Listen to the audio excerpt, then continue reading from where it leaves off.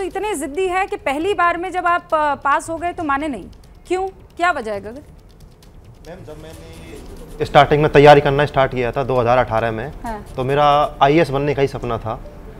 पहली बार मैं पहला अटेम्प्ट दिया, उसमें हाँ। मैं इंटरव्यू तक पहुंच गया। दूसरा अटेम्प्ट दिया, उसमें मेरा मेंस से क्वालिफाई नहीं हुआ।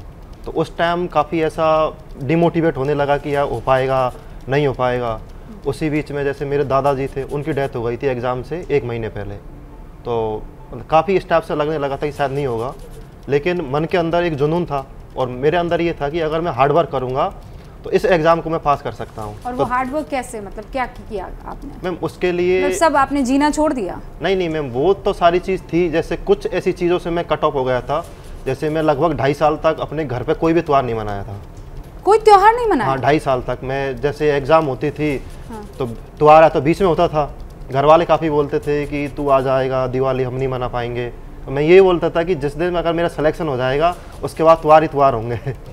तो फिर जब लास्ट ईयर मेरा सिलेक्शन हुआ, हाँ, आज तो होली भी है, दिवाली भी है, ईद भी है, आपकी क्रिसमस भी है, बिल्कुल सही कहा आपने। हाँ। फिर जब लास्ट ईयर जब मैं सिलेक्शन हुआ तो उसके बाद मैं गांव में गया।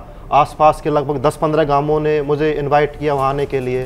तो जैसे राजस्थान ये तो बताइए कितने साफे पहना दिए आपको? हाँ, जैसे मैम राजस्थान में सम्मान के लिए साफे पहनाने की परंपरा है, तो लगभग 2,500 के लगभग साफे लोगों ने मुझे बंधवाए होंगे। 2,500? Yes ma'am. और ये तब था जब आप आईपीएस बन गए थे, और अब तो आप आईएएस बन गए, तो आप कितने साफे बनेंगे? लास्ट ईयर ये था कि आईपीएस बन गया, लेकिन जो एक सपना था आईएएस बनने का, उसको पूरा करने के लिए फिर मैंने फिर से एग्जाम दी। लेकिन उसमें मैंने बस ये बना के रखा था कि जैसे मैं पहले रह रहा था, जिस रूम में मैं आईपीएस बनने तक रहा था, उसी रूम को फिर मैंने कंटिन्यू किया। उसी रूम में मैं रहता रहा, उसी तरीके से मैं रहता रहा। नहीं तो वो उससे इम्पोर्टेंट ये है कि वो रूम कैसा था? मैम रूम ऐसा था कि बिल्कुल नॉर्मल था, 4th फ्लोर पे रूम था। हाँ।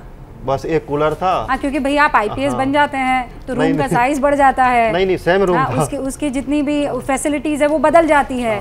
लेकिन आप ये कह रहे हैं कि वही कूलर था जिसमें पानी नीचे से टपकता था, वही मैगी, वही छोटा सा स्टोव, ऐसा ही था? हाँ बिल्कुल मैम। जैसे मैं एनपीए गया था हैदराबाद में ट्रेनिंग के लिए, तो वहाँ का रूम देख के फिर से मैं आ रहा था, तो फिर मन के अंदर एक दुख था कि यार वहाँ उसी तरीके के रूम में फिर से रहना पड़ेगा, वही सब्जी लानी पड़ेगी, फिर खाना बनाने के लिए आंटी को बोलना पड़ेगा, शायद नहीं आएगी तो फिर खुद से भी कुछ बनाना पड़ेगा। लेकिन ये था कि आईएएस बन जाऊंगा, तो उसके बाद तो फिर इस बार रिजल्ट आया, 120वीं रैंक प्राप्त हुई, अब आईएएस भी बन जाऊंगा। बहुत बहुत।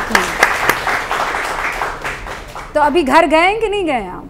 नहीं मैम, अभी तो मैं घर नहीं गया, अभी तो मैं दिल्ली में ही हूँ। अच्छा। अभी 1-2 दिन बाद घर जाऊंगा। और माँ बाप को आदत तो नहीं होगी है कि अच्छा पहली बार आईपीएस बन गया था, अब आईएएस बन गया, अब अगली बार आएगा तो पता नहीं कुछ और ही बन के आ जाएगा?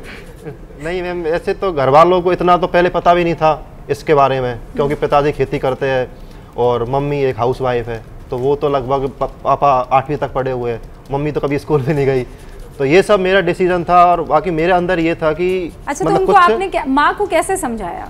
नहीं, मम्मी को मैं बता देता था कि ऐसे एग्जाम होती है। हाँ। पहले उनको पूरा प्रोसेस पता, अभी कोई उन जाके पूछेगा कि यूपीएससी के कैसे कैसे प्रोसेस होता है, वो पूरा समझा देंगे कि 2 पेपर होते हैं, उसके बाद मेंस होती है, मेंस में 9 पेपर होते हैं, उसके बाद इंटरव्यू होता है, फिर स्टार्टिंग में 5 पेपर होते हैं, फिर 5 दिन का गैप रहता है। वो उनको पूरी प्रोसेस पता है, वो सब बता देगी। अब उनसे आसपास कोई पूछता तो बोलती है अभी इंटरव्यू हो गया। आप थोड़ी सी और मेहनत करते ना तो आज वो भी यहीं पे होती, आईएएस बनी हुई होती, मुझे गारंटी है। क्योंकि आप देख रहे हैं वो आया तो आपको माँ से ही होगा ना, डीएनए तो माँ का ही है। और वो जो तेज दिमाग है वो वहीं से आपके पास आया है। क्या मजबूरी है मेरी, बताइए।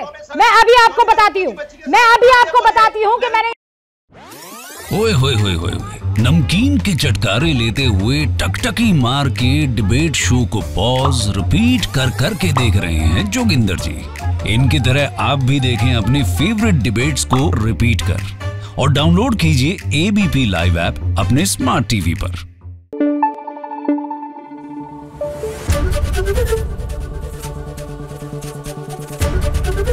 एबीपी न्यूज आपको रखे आगे।